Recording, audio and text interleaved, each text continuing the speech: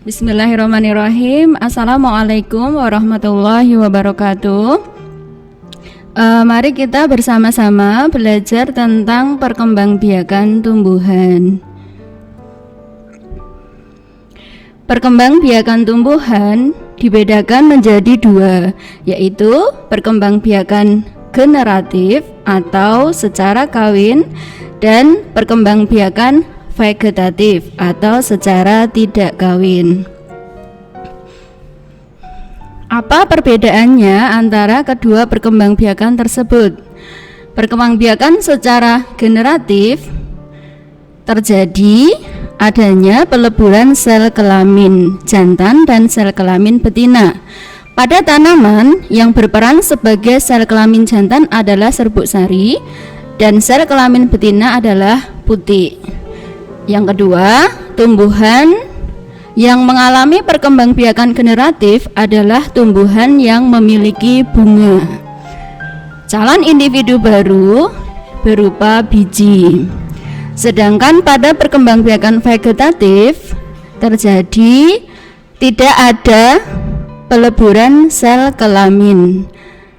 Yang kedua, perkembangbiakan vegetatif bisa dibantu oleh manusia. Individu baru berasal dari bagian tubuh induknya. Persamaan dari kedua perkembangbiakan generatif dan vegetatif adalah sama-sama menghasilkan individu baru.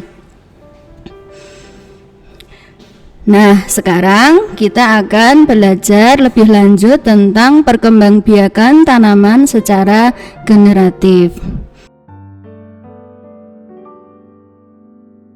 Perkembangbiakan generatif pada tumbuhan adalah perkembangbiakan secara kawin melalui proses penyerbukan dan pembuahan. Tumbuhan dapat berkembang biak secara generatif dengan bunga sebagai alat perkembangbiakannya. Bunga tersebut akan mengalami proses penyerbukan sehingga menjadi biji. Dan biji tersebut akan menjadi tumbuhan baru. Sebelum kita membahas lebih lanjut, kita mengenal bagian-bagian bunga dan fungsinya terlebih dahulu. Perhatikan gambar ini. Bagian-bagian bunga terdiri dari tangkai bunga, bakal biji, kelopak bunga, mahkota bunga, putik. Putik itu sendiri terdiri dari 3 bagian, yaitu kepala putik, tangkai putik, dasar putik. Sedangkan benang sari terdiri dari 2 bagian, yaitu kepala sari dan tangkai sari. Fungsi bagian-bagian bunga tersebut meliputi putik itu merupakan alat kelamin betina pada tanaman, sedangkan benang sari sebagai alat kelamin jantan. Kelopak pada bunga berfungsi membungkus mahkota bunga ketika bunga tersebut masih kuncup. Tangkai bunga berfungsi penghubung batang dengan bunga. Mahkota bunga merupakan perhiasan bunga yang berfungsi untuk menarik serangga agar datang mendekat dan membantu penyerbukannya.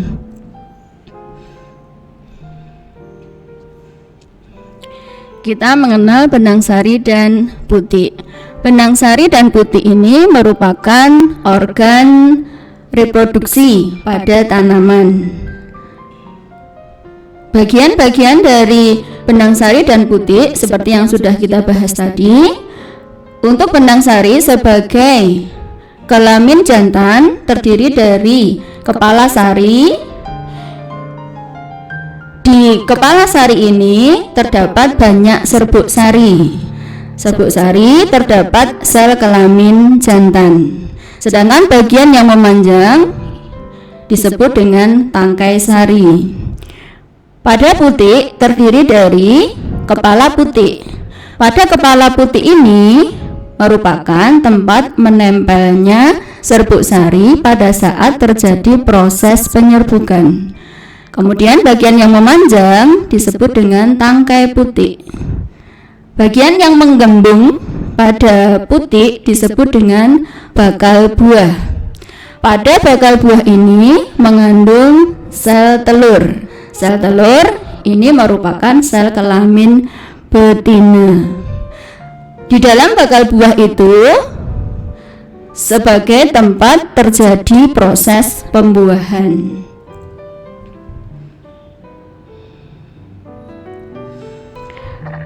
Perkembangbiakan generatif pada tanaman diawali dengan proses penyerbukan atau persarian. Apa itu penyerbukan?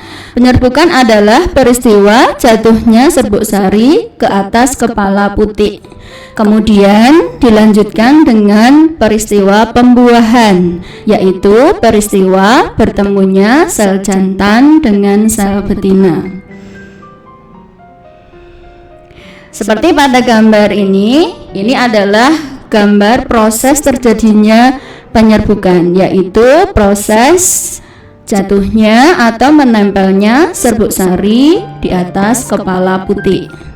Seperti ini adalah peristiwa penyerbukan. Setelah terjadi proses penyerbukan akan dilanjutkan proses pembuahan. Setelah terjadi proses penyerbukan, serbuk sari akan masuk ke dalam bakal biji yang di dalam bakal biji itu terdapat sel kelamin betina. Kemudian setelah masuk ke dalam ruang bakal biji akan terjadi peristiwa pembuahan, yaitu bertemunya sel kelamin jantan yaitu serbuk sari dengan sel kelamin betina atau putik. Hasil dari pembuahan itu akan membentuk zigot. Selanjutnya zigot akan berkembang menjadi lembaga. Lembaga kemudian berkembang menjadi bakal biji. Bakal biji akan berkembang menjadi biji. Biji tersebut kemudian ditanam akan menjadi tumbuhan baru. Perhatikan gambar ini adalah peristiwa pembuahan. Di sini ditunjukkan terjadinya peristiwa penyerbukan atau persarian. Kemudian serbuk sari tadi masuk menuju ke bakal biji, maka terjadilah pembuahan. Setelah pembuahan akan membentuk zigot. Zigot akan tumbuh menjadi embrio. Kemudian embrio akan tumbuh menjadi bakal biji dan bakal biji akan tumbuh menjadi biji. Kemudian biji akan ditanam. Beberapa saat kemudian akan tumbuh menjadi individu baru. Pada peristiwa penyerbukan itu terjadi berbeda-beda.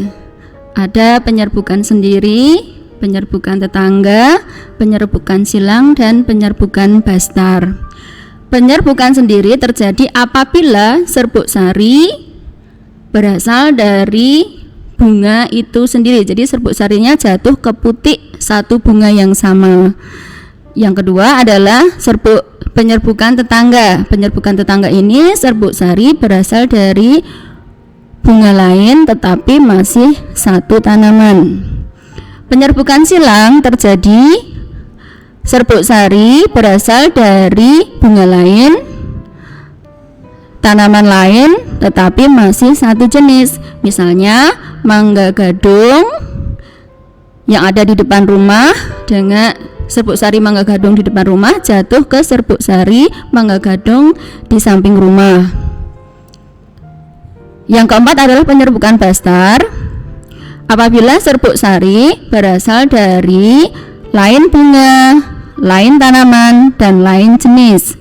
Misalnya serbuk sari pada tanaman mangga gadung jatuh ke serbuk sari ke putik mangga mana lagi, seperti itu contohnya. Nah, mengapa penyerbukan kok perlu dibantu? Alasannya karena letak serbuk sari dan putik tidak selalu berdekatan, sehingga terjadinya penyerbukan tidak selalu terjadi dengan sendirinya, maka harus ada bantuan. Sehingga diperlukanlah faktor lain yang membantu terjadinya penyerbukan. Salah ulang. Mengapa penyerbukan perlu dibantu? Alasannya karena letak serbuk sari dan putik tidak selalu berdekatan, sehingga terjadinya penyerbukan tidak selalu terjadi dengan sendirinya. Maka diperlukanlah faktor luar yang membantu terjadinya penyerbukan. Nah, sekarang faktor apa yang bisa membantu penyerbukan itu terjadi? Yang pertama adalah bantuan angin.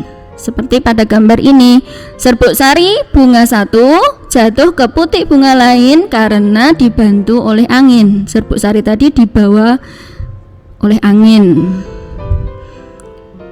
Yang kedua adalah bantuan hewan. Serbuk sari dari bunga satu dibawa atau menempel pada tubuh hewan, kemudian menempel ke putik bunga lain, maka terjadilah peristiwa penyerbukan. Yang ketiga adalah bantuan manusia. Jadi penyerbukan dibantu oleh manusia. Manusia dengan sengaja memindahkan serbuk sari bunga satu ke putik bunga lainnya. Nah, anak-anak, itu tadi kita bersama-sama belajar tentang perkembangbiakan generatif pada tanaman. Semoga bermanfaat. Terima kasih. Assalamualaikum warahmatullahi wabarakatuh.